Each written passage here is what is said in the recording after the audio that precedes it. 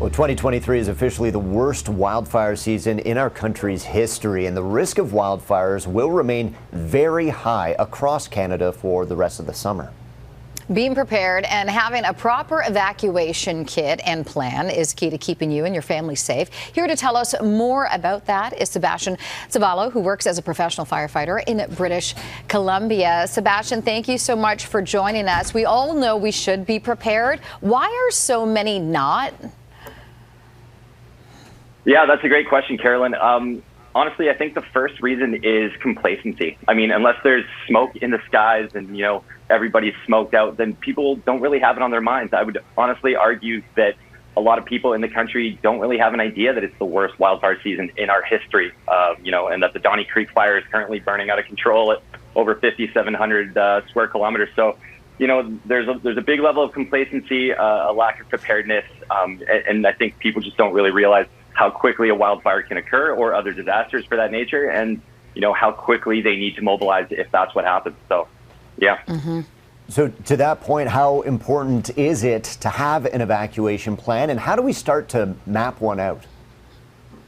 Yeah, that's a great question. I mean, it's like in the fire department, we practice everything, we drill, right? And if you don't have a plan, then you're kind of planning to fail. So it's really important to know your geographical area, to know your escape routes, have your alternate routes, because things can change incredibly quickly in a disaster scenario, especially in a wildfire. Wildfires move very, very quickly. You don't have a lot of time to escape. So that's not the moment, that you want to be making a plan right then and there. You want to have this planned out. You want to talk about it with your family, make sure everybody knows those plans, and know your escape routes, know your meeting points, and things like that. Okay. So once you've talked it out, once you start to map it out, let's talk what we should be putting in our kits.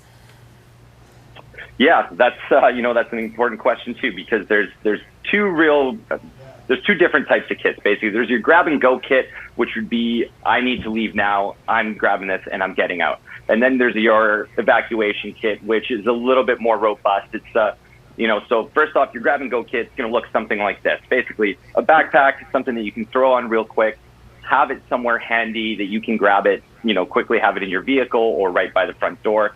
Inside these kits, you're going to have the essentials. You're going to have a first aid kit, maybe some food and water. I mean, these are heavy items, but you're going to want to have some gloves, goggles. I mean, here we've got like a knife. You want to have a flashlight, means of communication.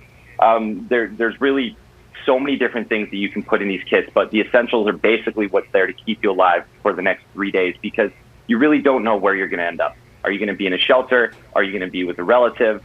Are you going to be spending the night outside? You don't know. So you really have to prepare and, get one of these kits, make sure it's filled properly with all the essential items.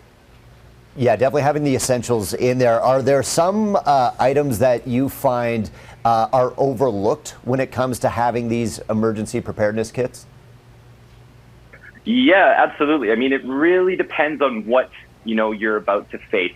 If there's a looming forest fire, let's say, I mean, you're going to be wanting to prepare things like long sleeve clothing, long sleeve pants, have those kind of things available, because people don't really realize, what you're going to be facing in a wildfire scenario. So there's lots of ash, there's lots of burning embers in the air, so inside the kit, stuff that gets overlooked will be documents. It'll be your medications. These are really, really important items, because if you have to evacuate, how are you going to get these items? How are you going to get your medications? So have a good supply of medication, bring your vitamins, stuff like a phone charger, or, bring your passport. Another important thing, cash, because you never know what's going to happen. Is the power going to go out? Are you going to have access to an ATM? Are your credit cards going to work? You don't know. So cash is king in these scenarios. Bring some of it. It's going to keep you safe. And one really important detail I'd like to add is have your vehicle fueled up and ready to go.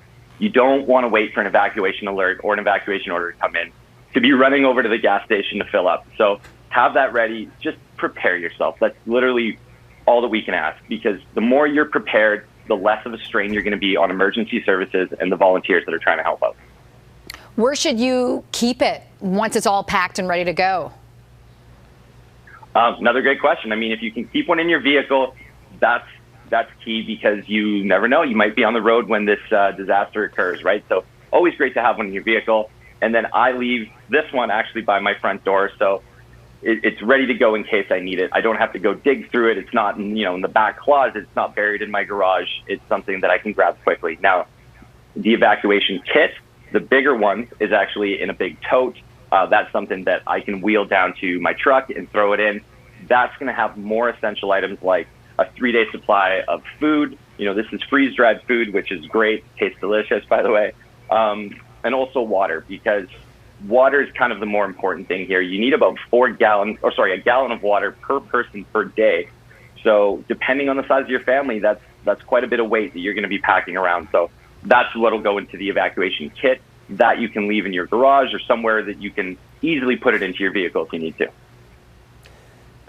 Finally, as a professional firefighter, I'm curious if you have any advice you can share on how we can stay calm in an emergency situation when these natural disasters occur and you're facing it in reality. I love that you asked that question, Blake. That's a fantastic question. When we're on the fire truck and we're going to a call, depending on what it is, you just have to breathe, because as long as you're relaxed and you're calm and collected, you're going to make good decisions. If you're stressed and you're anxious and you haven't planned, this is going to be a really high stress scenario, especially in an evacuation. We all remember the videos from Fort McMurray, from the fire where everybody was evacuating and it was just mayhem. So if everybody can just take a breath, think about your next move, just try to react calmly, and follow orders. Just listen to the officials, listen to what they're telling you. It's for a reason. So everybody just needs to stay safe out there, listen to each other, and help each other out. Some great advice. For more information on the evacuation kits, go to getprepared.gc.ca. Sebastian, thank you so much for joining us. Thanks, guys. Have a great day.